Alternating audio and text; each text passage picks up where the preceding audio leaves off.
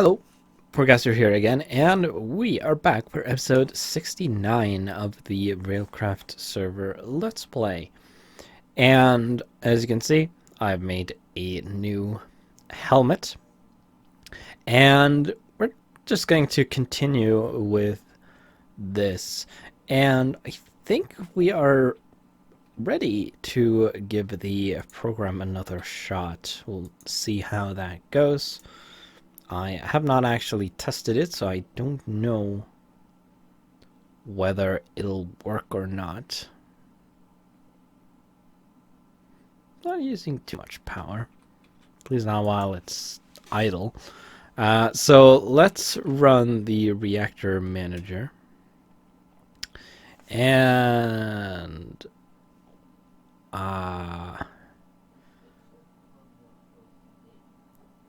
attempt to index, what does that say?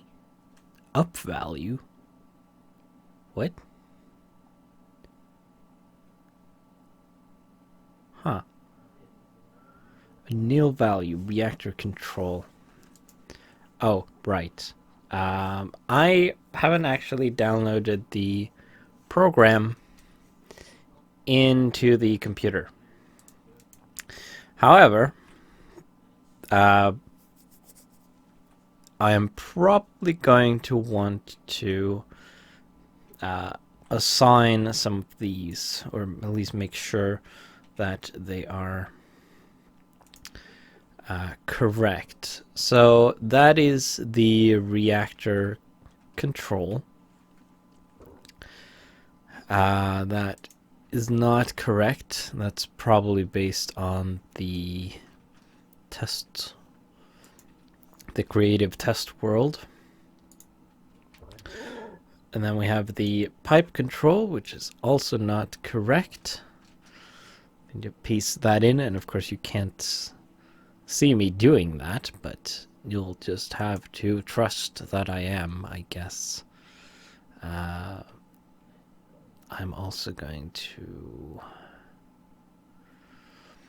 remove... Oh wait, no. That was in the program that is on the computer. I was going to remove that printing of stuff at the beginning, but that won't be necessary once I overwrite with the actual program version that is on the repository. That will be gone.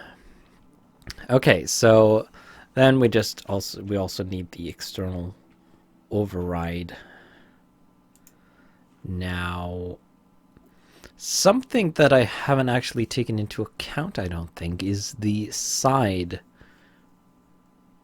Oh wait, yeah, we have variables for that. So we have pipe side, power side, and tank side. So the pipe side is on that side. That is south, because that is north, according to this. So pipe side and tank side, which I believe is this tank, is what that is referring to. Those should be south. So I'm just going to set those. And then power side should be up, because the MFSU is above the adapter. Although, oh wait, no. Power side is that side. Yeah. So that should be south as well. That's not how you spell south. And I know you still can't see, which is probably a good thing sometimes. Right. So that should be all of that. Oh. Bit of a hiccup there. Right, yes. So, what I need to do now, and I actually need the floppy disk, that is here. We'll grab that. And then we're going to have to run up to the base. Well, not run, we're going to take the cart. And we're going to have to download the program from the repository. Once I've pushed these changes, of course. And then pull it onto, or download it onto the floppy disk as usual, and then take it back to the reactor server or reactor control computer. Okay, so we can pop that in there. Need an extra disk drive, I guess. Then I'm going to, we can flip over to IntelliJ, and I'm going to push these changes that I made. You can see what I did. I just replaced these addresses and added the external override, and then I set these, changed those from east to south, and that's it. We'll set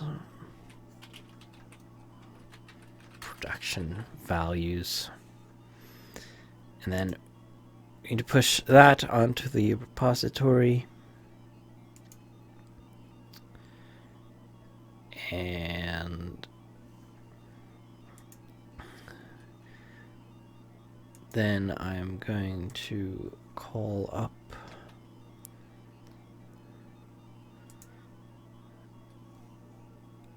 the open up the repo in here and get the reactor manager file,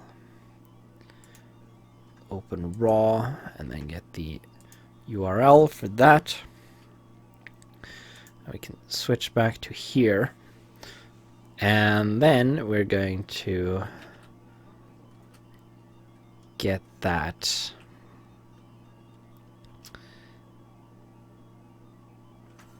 and then download it. Oh, probably didn't want to put it there, actually. Let's go into mount, and then is this the disk? No.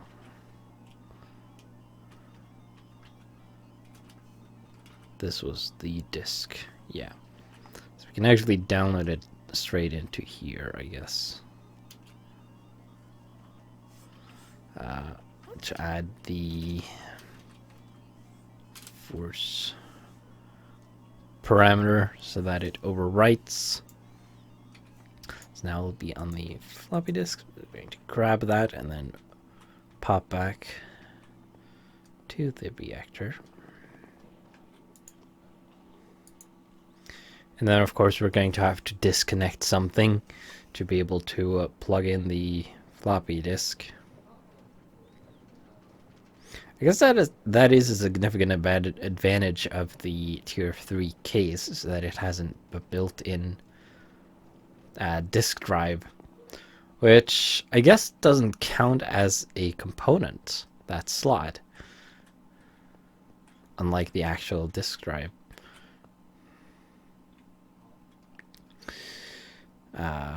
But oh well. Let's break that, and then we can take this, pop that in there, and then we can copy from mount, and then there, reactor manager, and then we're going to copy that to reactor manager and overwrite, and then we can break this again, put it on the shelf, and now if you run reactor manager, it's going to error. No, all right, yeah. Need to reconnect that.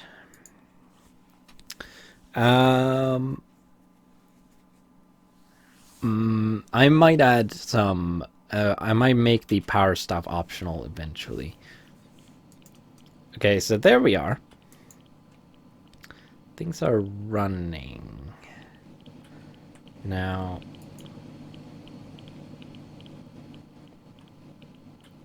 is something actually happening? What is it doing? Well, it's doing something. I can't tell if this is engaged or not, but the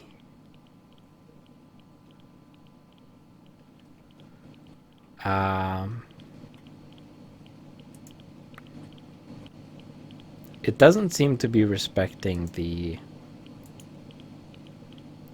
override at all.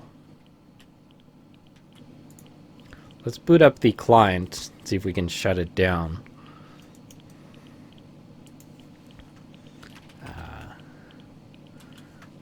Client.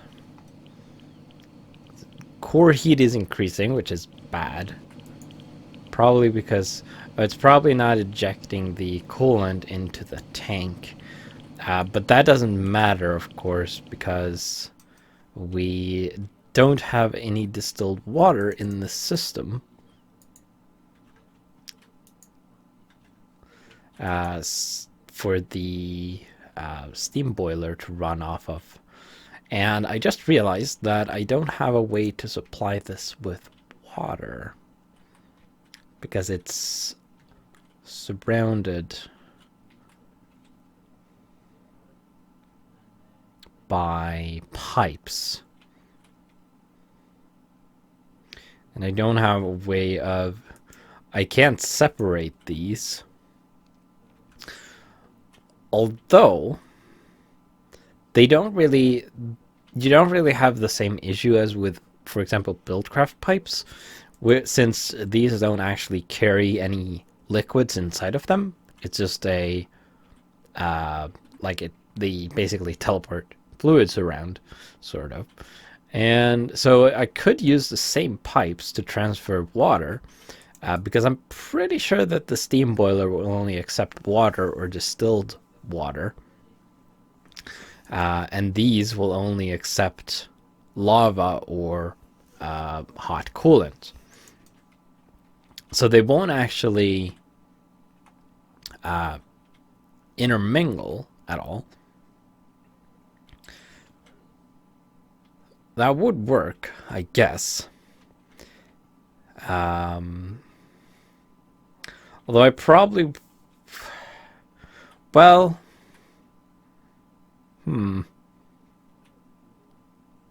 I am not sure. I'm gonna need an output tank for the water that is going to come out of the top turbine, though. Probably want a couple of tanks on top. And then I'm going to have to pull from those tanks using pipes, obviously. Wonder if I can pull directly from these. They ought to count as tanks, right? If I have a pipe just constantly pulling from each of these, and then just... I guess I'm probably going to want a...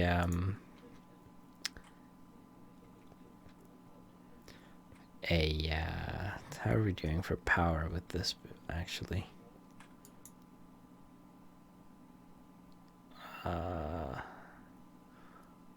It's slowly ticking down because it's doing stuff. Can't put a torch here to turn off the... Oh. Well, that actually cleared the... Did that not count as turning it back on? Or does the redstone signal just turn it off? I don't actually remember. I have a lever here. No, I do have this. Let's... I did have a few levers. Alrighty.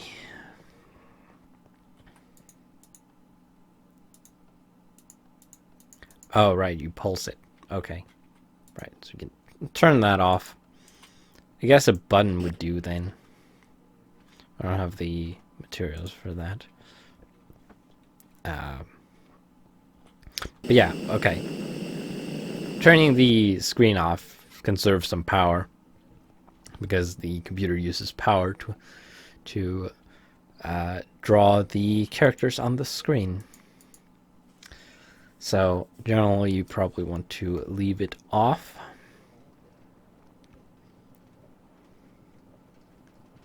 Especially now when we don't have ready access to power for it. I can hook that up directly to the MFSU later, since the computer doesn't actually care about which voltage it receives. What was I doing? Oh yeah, I'm going to want a tank, so probably want an advanced tank. So how did you make those? Let's have a look at tanks. The advanced tank is steel, refractory glass, and inferno bricks. That should be doable, I think.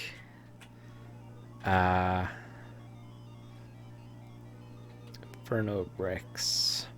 Magma cream we can do. Soul sand I think I have somewhere. Maybe.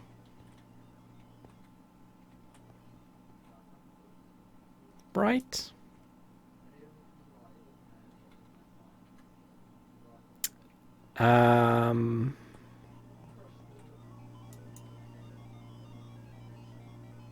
I do have some inferno bricks already, so I guess that works. Let's get some clay for some refractory clay.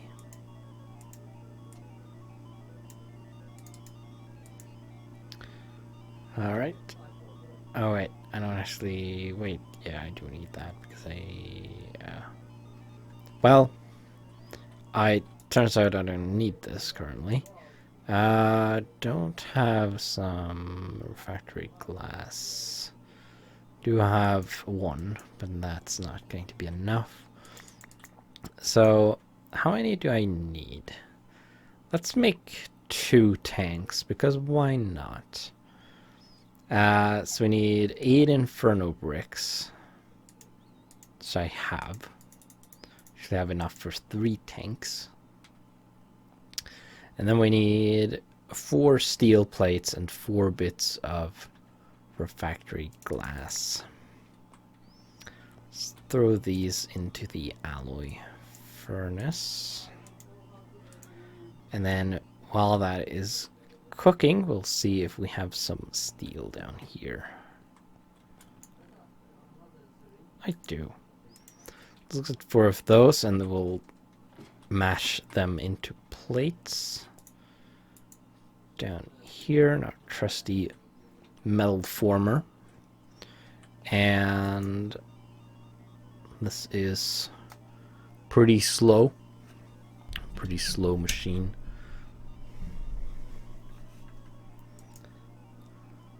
Soon I'll be able to charge the charging Lapidron crystal faster by not having to use the Open Computer's charger to do it, which is incredibly slow because it's not made for that.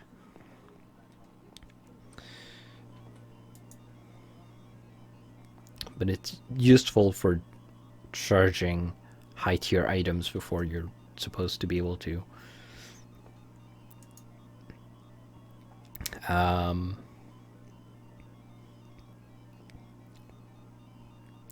Might also want to look into making a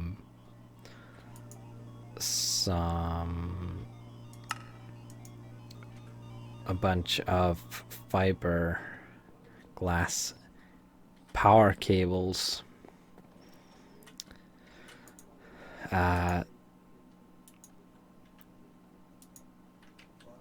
They're not cheap, not particularly.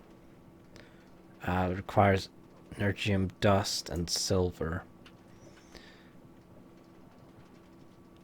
But they are the best cable by far. They handle high voltage, extreme voltage even. And they have extremely low power loss. So they would be ideal for transferring power through the core of the base.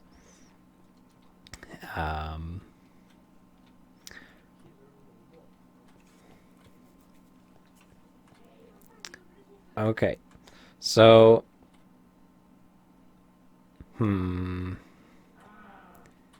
yeah, what I'm going to do, I'm going to move these up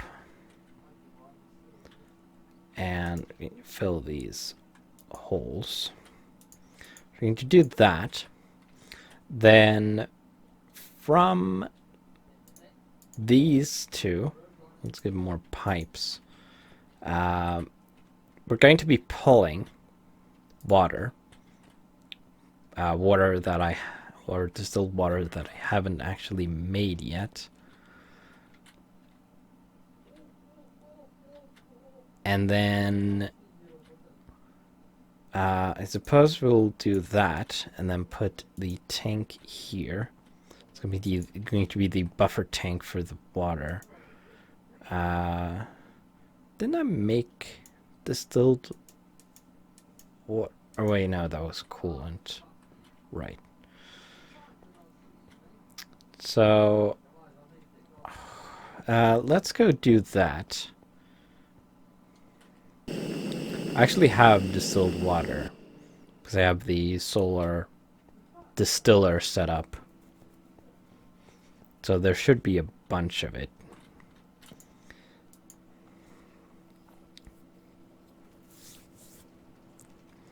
So we're going to go and get that. Pretty straightforward. I'm going to also make a few more levers just because it can be useful to have.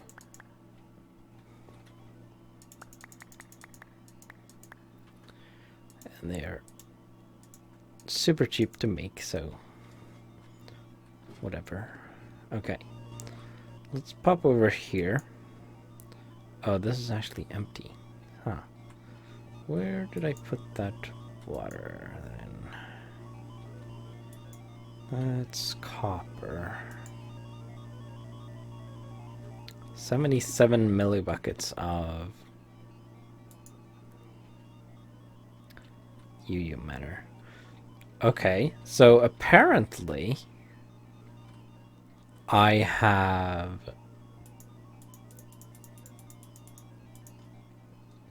used all of the distilled water to make coolant, I guess. So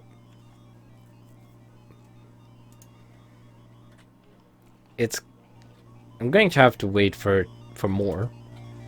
And we are pretty much at the end of the episode, so I'm going to end it here. And then I'm going to wait until I have enough distilled water. Probably, say, 2 batches or something like that. Maybe 3. And then we can get on with the next episode and see if we can't get the rest of the system up and running. Because as we found out, the reactor itself is running. We just need the coolant processing system to run as well. So, with that, I will see you in the next episode.